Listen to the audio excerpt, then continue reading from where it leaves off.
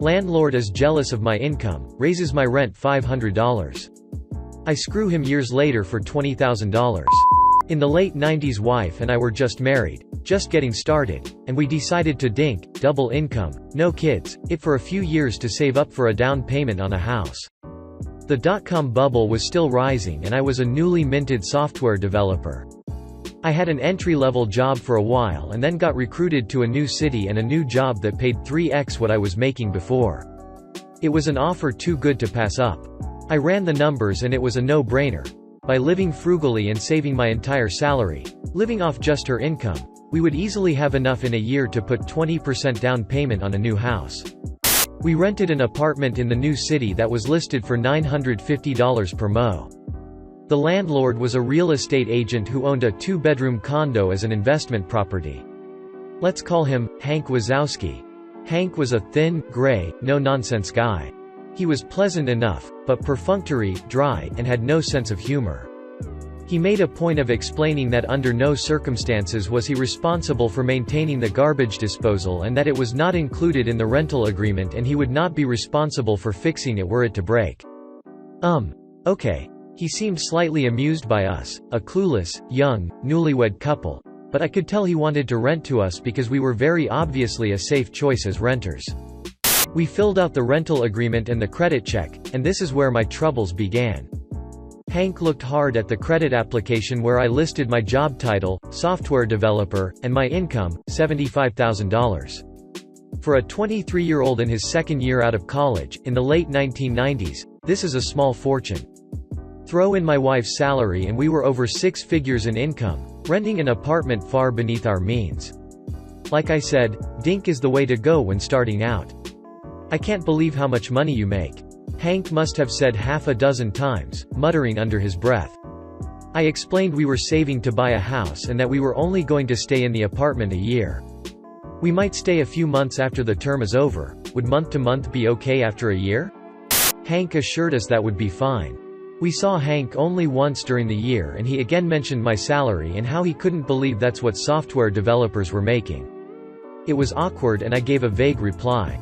Anyway, a year later we had found a house to buy, signed all the papers, and were making plans to move. The new house wasn't going to be ready until 2 months after our rental lease was up, so I called Hank to ask if we could, as discussed, simply extend the lease by 2 months before moving out. Hank assured me on the phone it would be no problem and he would send over an extension for us to sign. The extension arrived in the mail and it included a month-to-month clause and a $500 increase in the rent. I flipped out and called him. Hank, why are you increasing the rent over 50%? That's too much. That's more than my new mortgage is going to be. He was super condescending to me. Rocky Moose, it's what the apartment goes for now. I would be losing money by renting it for less. I tried to reason with him but it was very clear he knew we could afford the $500, had no choice in the matter, and he was going to screw us over as best he could. He got angry with me for arguing my point, and I'll never forget his parting words. You don't have to like it, Rocky Moose, you just have to pay it. My wife and I tried to figure out a way to move out early by putting our furniture in storage for a couple months and crashing with friends, but it just wasn't going to work out. I swallowed my pride and wrote out the check for $1,450 for the extra month. A month later I wrote a similar check, and then we moved out. I made sure the apartment was spotless before moving, but still Hank withheld $300 from our security deposit for bullshit things that were just a way for him to squeeze a few more dollars from the kids who made too much money. $100 for cleaning, sure? But $300 was obscene. In my mind, he had screwed me over for $1,200 and there was nothing I could do about it. What made us even more infuriating is that I saw the ad Hank put in the paper after we moved out and he listed the apartment for rent at only $150 more than we had been paying originally, not the grossly inflated $500 increase. And it didn't rent. A month later I saw the same ad and he had lowered the price to $75 more than we had been paying, and I assume it got rented since the ad stopped appearing. Fast forward about 5 years. Life is good, the house is good, we have a baby, and even though the dot-com bubble has burst, I'm still employed. One day, out of the blue, I overhear one of my coworkers, Phil, a senior developer, talking to the guy working the reception desk. "Hey, Mike, I'm expecting someone to drop off some paperwork for me. If a Hank Wazowski asks for me, tell him I'll be right out. I freeze and get a taste of bile in my mouth remembering how I had to write out that name on those checks all those years ago.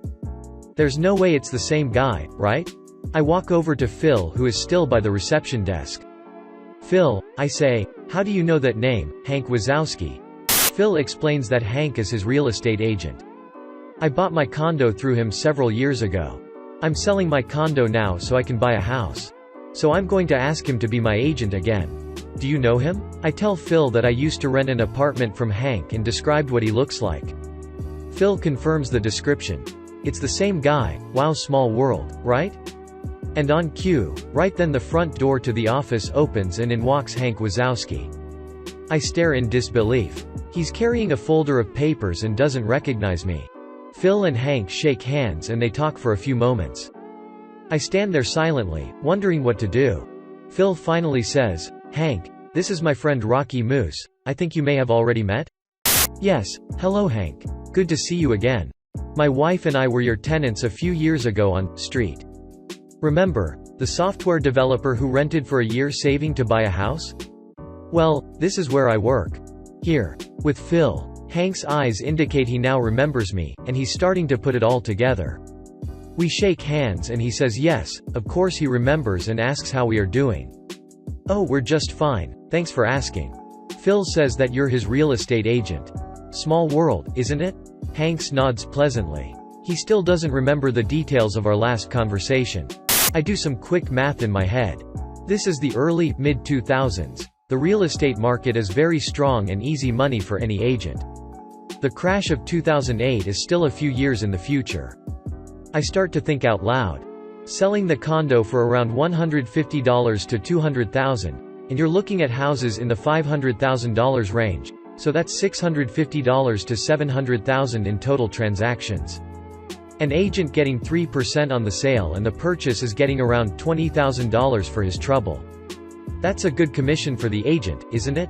Hank's eyes flash and I can tell he remembers everything about me now. Phil is surprised at my passive-aggressive tone. I am enjoying the uncomfortable silence. Hank deflects my question, saying it's complicated, and tells Phil to send back the papers as soon as possible. He shakes hands with Phil, looks at me, nods, and goes to leave. It was really good to see you again, Hank. I call behind him. He exits the building. As the door is still shutting, I say a bit too loudly, so that Hank can hear, Phil, don't sign anything just yet. I have a story to tell you.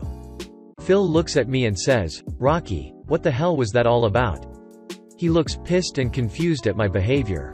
I tell Phil the whole story, the rent, the $500 increase, the security deposit. You don't have to like it, you just have to pay it, everything. Phil, you can't use this guy to sell your condo and buy a house. I hate him. He's evil.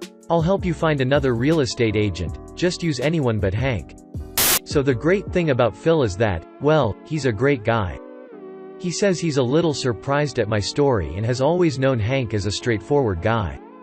But I totally see him doing that to you, he admits. There's no way I could use him now. What a dick. Then Phil's eyes lit up a bit. What do you want me to say when I fire him? I have special feelings for Phil now. We came up with a plan and I made sure there were some key phrases in Phil's repertoire. We planned it all out together in advance.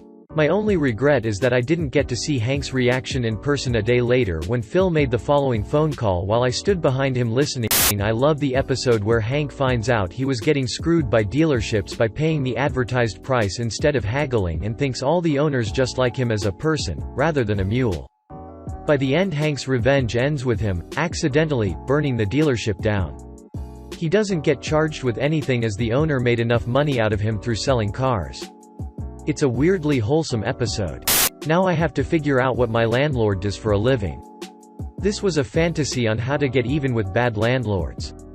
My landlord when I used to live in NY refused to install an AC in the middle of summer and told me to get one myself, and a quick search on Craigslist was my calling prayer.